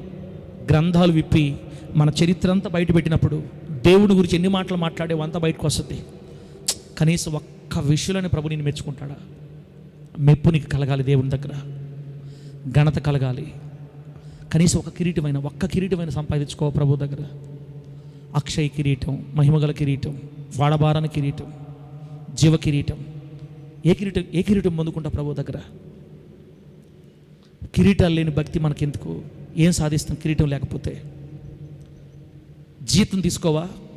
70 సంవత్సరాలు యేసయ్య కోసం ఎంత కష్టపడ్డావో, ఎంత ఖర్చు పెట్టావో, ఎంత ఖర్చు అయిపోయావో, ఎంత నొప్పులు భరించావో దేవుని కోసం, ఎంత దూరం ప్రయాణం చేసి వెళ్ళావో. బండి ఇచ్చాడు దేవుడు. ఆ బండి మీద ఎంత దూరం వెళ్ళాలి ప్రభు కోసం మనం? కొంతమంది దూరం అయితే రాలేరు ప్రభు దగ్గరికి. టైంకి అయిపోవాలి, త్వరగా వచ్చేయాలి, ఇవన్నీ రూల్స్ పెట్టుకుంటారు. ఇవన్నీ దాటి కదా నువ్వు ప్రభు దగ్గర రావాల్సింది. కిలోమీటర్ల దూరం ప్రభు కోసం వెళ్ళిన వాళ్ళు అంతా రేపు నిలబడతారు దేవుడి దగ్గర. నీ భక్తిని బట్టి, నీ త్యాగాలను బట్టి దేవుడు రేపు నీకు జీతం ఇస్తాడు బిడ్డ. జీతాలు ఇస్తాడు. ఆ జీతాలు తీసుకోవా? జీతాలు తీసుకోవాలని ఆశ ఉంటే సాయంత్రం, జీతాలు తీసుకోవాలని ఆశ ఉంటే నా దగ్గరగా దేవుడి దగ్గర సాయంత్రం మన బాంధవ్య వాళ్ళ ఇంట్లో ప్రార్థన. సాయంత్రం మన కాలనీ పేరు ఏం పేరన్నా? హౌసింగ్ బోర్డ్ కాలనీ, డైకాస్ రోడ్ సెంటర్ దగ్గర హౌసింగ్ బోర్డ్ కాలనీలో అన్నోళ్ళ ఇల్లు. సాయంత్రం ప్రార్థన ఉంటుంది. రండి, జీతాలు తీసుకోవాలనుకుంటే. కష్టపడాలి దేవుని కోసం. కిరీటాలు కొంతమందికి దేవుడు ఇస్తాడు, మెప్పు కొంతమంది కలుగుతుంది, మహిమ ఘనతను ఆరోపిస్తాడు, బహుమానాలు ఇస్తాడు, గొప్ప చేస్తాడు అందరి ముందు. 1000 ఏళ్ల పరిపాలనలో పెద్ద పెద్ద అధికారాలు ఇస్తాడు దేవుడు వాళ్ళకి. ఆ తర్వాత ప్రేమ విందు, ఆ తర్వాత పెండ్లి విందు. ఎంత ఆనందమో 7 ఏండ్లు. ఈ మూడవ తీర్పే నమ్మిన వారికి జరిగే తీర్పు. ఇప్పుడు మూడు తీర్పులు చూసాం. ఒకటి యేసయ్యకు శిలువలో జరిగిన తీర్పు. ఆ తీర్పు వల్లే మనందరికీ మన పాపం నుంచి విడుదల కలిగింది. రెండవ తీర్పు మనకు మనమే చేసుకునే తీర్పు. ఇది మరణం దాకా, రాకడ దాకా జరుగుతూ ఉండాలి. దీనివల్ల బలహీనతలు రావు, రోగాలు రావు, అకాల మరణాలు సంభవించవు. ఆ తర్వాత పరలోకం వెళ్ళిన తర్వాత అవమానకర సంగతులు చూడకుండా తప్పించుకుంటాం. మూడో తీర్పు రేపు ఎత్తబడిన సంఘానికి మధ్యాకాశంలో జరిగే నమ్మిన వారికి జరిగే తీర్పు, నమ్మిన వారి తీర్పు. ఈ 3 తీర్పులు గుర్తుపెట్టుకొని రోజు ప్రార్థన చేసుకొని మంచం దగ్గర అన్నీ కడగబడిన తర్వాత నువ్వు పడుకోవాలి. తీర్మానంతో మనం ఈ వాక్యాన్ని ముగించుకుందాం. ఒక 5 నిమిషాలు మీకు సమయం ఇస్తాను. ఈ నెల రోజుల్లో మీరు దేవుని ఎక్కడ బాధ పెట్టారో, ఎక్కడ ఏడిపించారో, ఎక్కడ విసిగించారో, ఎలా ప్రభుని మీరు గాయపరిచారో గుర్తు చేసుకుంటా. పెదాలు మాత్రమే కదులుతూ ఉండాలి, కన్నీళ్లు పడాలి, ప్రభు దగ్గర క్షమాపణ అడిగి ఆయన రక్తాన్ని, ఆయన శరీరాన్ని తీసుకోండి. దేవుడి మాటలు మనకు ఆశీర్వాదకరంగా మార్చి వర్ధిల్ల చేయును గాక. ఆమేన్.